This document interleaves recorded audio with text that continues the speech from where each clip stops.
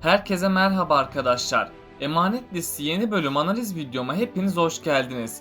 Dizimizi daha rahat izleyebilmeniz için birçok altyazı dili seçeneği eklemiş bulunmaktayım.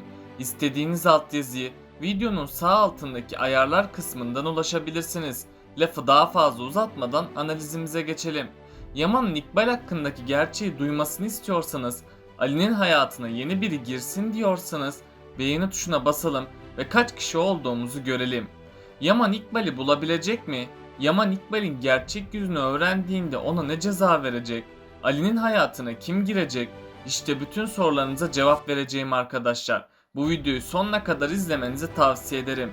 Emanet dizisinin yeni bölümünde Yaman İkbal'i her yerde aramaya çalışacak. Ama Yaman İkbal'i bir türlü bulamayacak.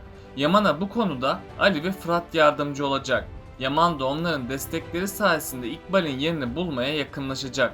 Ama ondan önce İkbal'i kaçıranlar onun gizli sırlarını kaydedecek. Çünkü hatırlarsanız Zuhal hapisteki koğuş ağasından yardımcı olmasını istemişti. Zuhal o isteğinde İkbal'in Seher'e yaptıklarını kayıt altına alalım demişti. Onlar da İkbal'in itiraflarını gizliden kayıt altına almaya çalışmıştı. İkbal'in önceki bölümde farklı bir yere götürmüşlerdi. Orada Şengül diye birisi daha tutulmaktaydı. İkbal odaya girer girmez Şengül İkbal'in kim olduğunu bilmişti. İkbal de o kişiye neden kaçırıldığını söylememişti. Şengül ise tam o sırada bir konuşma yapmıştı. Şengül, sinsice ben senin ağzından laf almasını bilirim demişti. Büyük ihtimalle Şengül de mafya çetesi üyelerinden birisidir. Şengül, İkbal'i konuşturarak onun sesini kayda almaya çalışacak. Büyük ihtimalle İkbal tüm her şeyi mafyalara anlatacak. Mafyalar da İkbal'in tüm itiraflarını kayda alacak. Tam o sırada Yaman, İkbal'in yerini bulup onu kurtaracak. İkbal'in kurtulması ile onun sonu iyice yaklaşacak. Çünkü Yaman İkbal'i kurtardıktan sonra ses kaydını fark edecek. Yaman ses kaydını dinlediğinde hayatının şokunu yaşayacak. Hatta Yaman ilk başlarda İkbal'in bu kötülükleri yaptığına inanmayacak. Ama sonradan Yaman İkbal'in Seher'le kendisini ayırmaya çalıştığını öğrenecek. Yaman gerçekleri öğrendiği gibi İkbal'i kovmak isteyecek. Ama Yaman İkbal'i konaktan kovmakta başarısız kalacak. Böylece İkbal yeniden kurtulacak. Şengül ise kötü birisidir. Şengül, Yaman ve Seher'i ayırmaya çalışacak. Zuhal hapiste kaldığı için Şengül devreye girecek. Şengül, Seher'e dost gibi görünüp onun kuyusunu kazmaya çalışacak.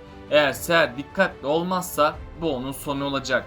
Seher ise her şeyin yoluna girmesiyle Yaman'ı affedecek. Yaman da Seher'in kendisini affetmesiyle çok mutlu olacak. Böylece sonunda Seher ve Yaman rahat bir nefes alacak. Yani önümüzdeki bölümlerde Yaman ve Seher'in aşk dolu sahnelerini göreceğiz. İkbal'in bu sürede psikolojisi bozulacak. Bu süre içinde İkbal kötülük yapmayacak. Tam tersine İkbal Seher'e iyilikler edecek. İkbal yaşadığı bu kötü olaylardan sonra az da olsa insafa gelecek. Tabi sonradan İkbal yine kötülüklerine devam edecek. Seher dikkatli olmazsa son darbeyi de İkbal'den alacak. Ali'nin hayatına ise yeni birisi dahil olacak. Ali bu kişiyi görünce Kiraz'ı hatırlar olacak. Bunun sonucunda da Ali yeni birisine aşık olacak. Ama aşk yolunda Ali'nin bazı bedeller dahi vermesi gerekecek. Çünkü yeni gelen kız Ali'ye büyük sorunlar çıkaracak. Bu kişinin de bazı büyük sorunlar olacak. Ama sonunda Ali bu kişiyle evlenecek. Ali'nin bu kişiyle evlenmesi hayatının düzene girmesi demektir. Yaman ve Seher araştırmalarına devam edecek. Çünkü Yaman İkbal'e bir zarar gelirse abisinin mahvolacağını biliyor. Bu yüzden Yaman bir an önce İkbal'i bulabilmek için çabalayacak. Diğer yandan da İkbal'e çeşitli eziyetler yapılacak. İkbal bu eziyetlere katlanamaz hale gelecek. İkbal tam ümidini kesmişken Yaman onu bulacak ve Yaman İkbal'i doğrudan konağa götürecek. Çünkü Yaman abisine İkbal'i mutlaka getireceğine dair söz vermişti. Yaman bu sözü tutmuş olmanın sevinciyle konağa geri dönecek. Ama artık hiçbir şey eskisi gibi olmayacak. Çünkü Yaman'ın düşmanları tekrardan dönecek ve bu düşmanlar Seher ve Yaman aşkına ciddi zararlar verecek. Yaman, İkbal yüzünden düşmanlarına gitmeseydi olaylar bu aşamaya gelmezdi. Bu yüzden Yaman'ın asıl düşmanı Yaman'dan intikam almak isteyecek. Hatta bu süreçte bu kişi Seher'e aşık olacak.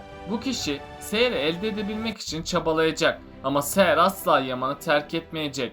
Yaman da Seher'in sadakatini görünce ondan daha çok etkilenecek. Bundan sonra Yaman ve Seher için mutlu günler başlayacak. Ayrıca Seher ve Yaman'ın evliliği gerçeğe dönüşecek.